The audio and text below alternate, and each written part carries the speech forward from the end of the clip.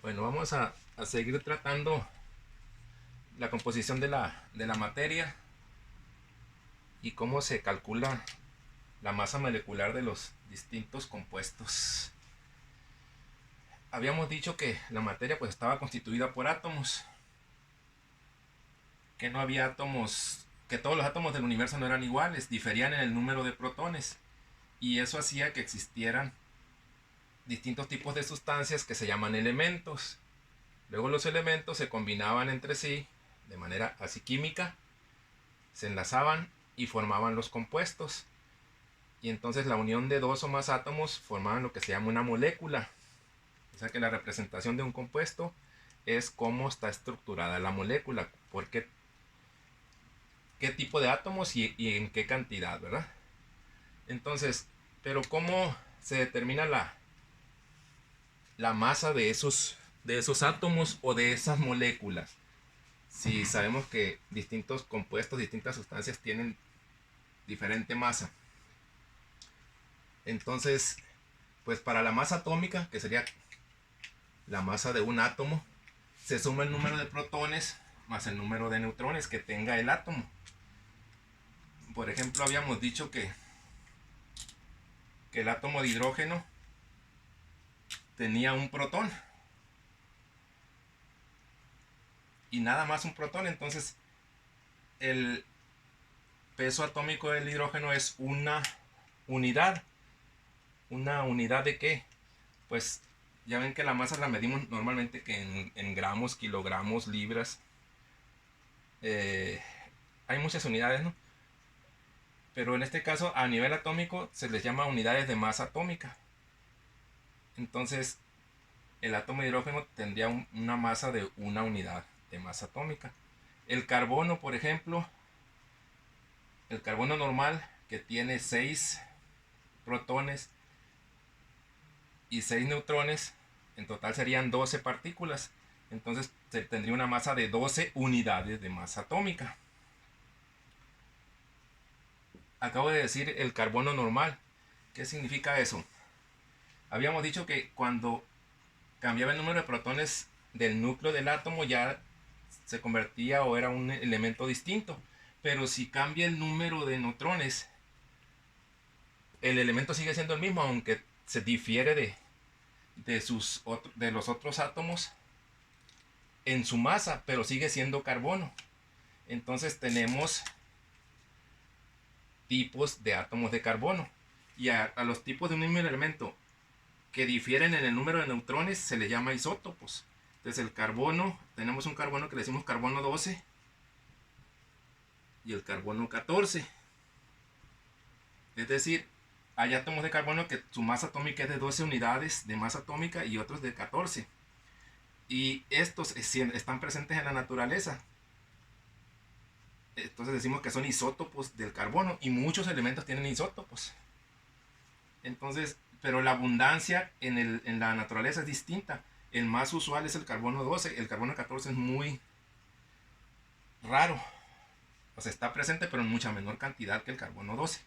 O sea, cuando nosotros respiramos y que producimos el CO2, en ese CO2 que expulsamos, pues hay átomos de dióxido de carbono, que es el producto de la respiración, que tienen átomos de carbono 12 y algunos de carbono 14. Entonces esto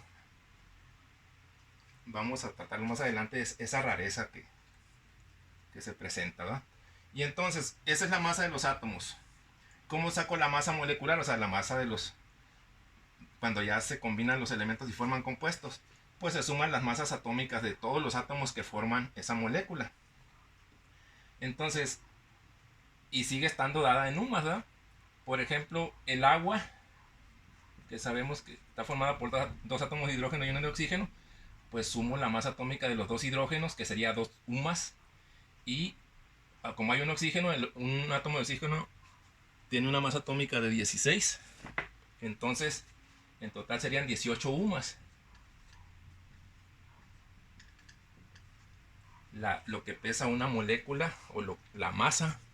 Aquí estamos a nivel terrestre, utilizamos masa y peso como que son equivalentes, ¿verdad? Aunque hay sus diferencias. Por eso a veces voy a decir peso, a veces voy a decir masa. Pero en cuanto a valor numérico es lo mismo, ¿no? Entonces, manejar las unidades de masa atómica cuando se hacen cálculos, por ejemplo, cuando se produce alguna sustancia y que se quiere saber, mediante una reacción química y se quiere saber qué tanta masa de un compuesto que va a reaccionar con otro se necesita para producir otros en esa reacción. Por ejemplo, qué tanto hidrógeno y oxígeno tengo que combinar para fabricar una cierta cantidad de agua. Pues manejarlo en UMAS se complica. Entonces lo que se ha hecho es hallar alguna equivalencia entre las sumas y los gramos. Entonces, cuando la masa atómica o la masa molecular se expresan en gramos, entonces a eso se le llama molécula gramo. Por ejemplo, aquí el agua que tiene 18 UMAS, una molécula. Entonces, si yo expreso esto en gramos, entonces ya tengo lo que se llama una molécula gramo, o más abreviadamente un mol. Y esa sería la masa no de una molécula, sino de un conjunto de moléculas. ¿Sí? Y curiosamente, o sea, de un conjunto de moléculas cuya masa decimos que es de un mol. Y curiosamente, todas las sustancias, cuando tengamos un mol de cualquier sustancia, sea agua, ácido sulfúrico, el compuesto que ustedes quieran, si tenemos un mol de ellos, siempre en esa cantidad va a haber este número de moléculas, 6.023 por 10 a la 23 moléculas, o sea, millones de millones. O sea, este punto, para quitar al multiplicarlo por 10 a la 23 hay que recorrerlo 23 lugares para que tengan una idea de el número grandísimo de moléculas que habría en 18 gramos de agua. Y esto es válido también para el átomo gramo. Por ejemplo, si yo tengo un átomo gramo de carbono, que serían, para un átomo serían 12 UMAS, ¿verdad? Lo que pesa. Pero para esta cantidad de átomos de carbono serían 12 gramos. Entonces a eso se le llama el número de Avogadro, porque él fue el que determinó esa cantidad. Y entonces la masa molecular de los compuestos, si la expresamos en gramos, ¿sí? También le llamamos a esa cantidad en gramos, que es equivalente a un mol de esas sustancias. Entonces aquí estamos diciendo que la masa atómica se saca sumando protones y neutrones. Aquí les puse las masas de esas partículas. El protón tiene esta masa, 1.6723 por 10 a la menos 27 kilogramos. Así como esta es una cantidad muy grande, esta es una cantidad pequeñísima, porque el punto se recorre hacia la izquierda, de aquí donde está, 27 lugares. Entonces sería una cantidad pequeñísima. Por eso se utiliza lo que se llama la notación exponencial para números o muy grandes o muy chicos. Después vamos a analizar cómo se manejan esas cantidades en matemáticas, ¿no? Y esta es la masa del neutrón.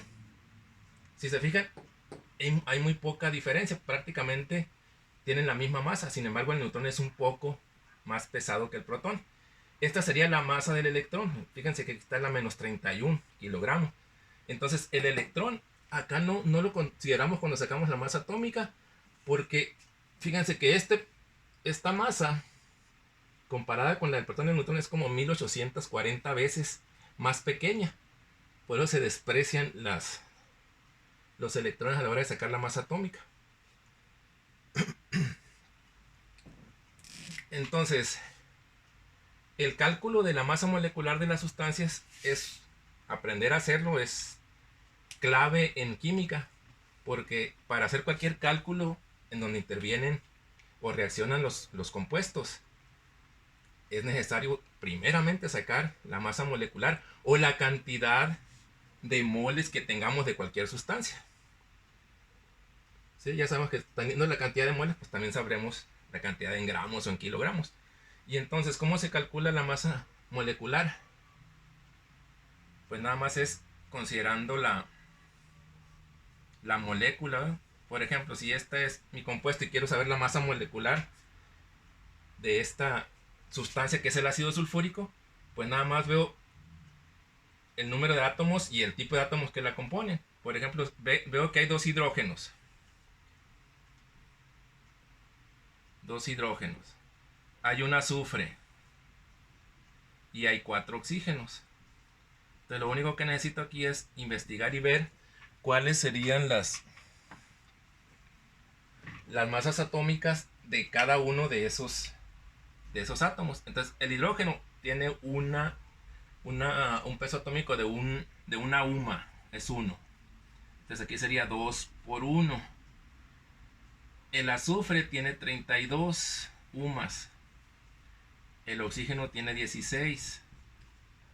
Entonces aquí multiplico. 4 por 16 serían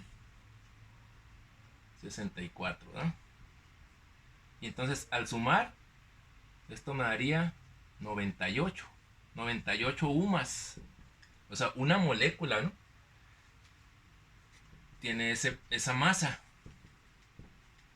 Entonces, un mol de esa sustancia, o sea, 6.023 por 10 a la 23 moléculas de ácido sulfúrico, ¿cuánto pesarían? Pues es esto en gramos, ¿verdad?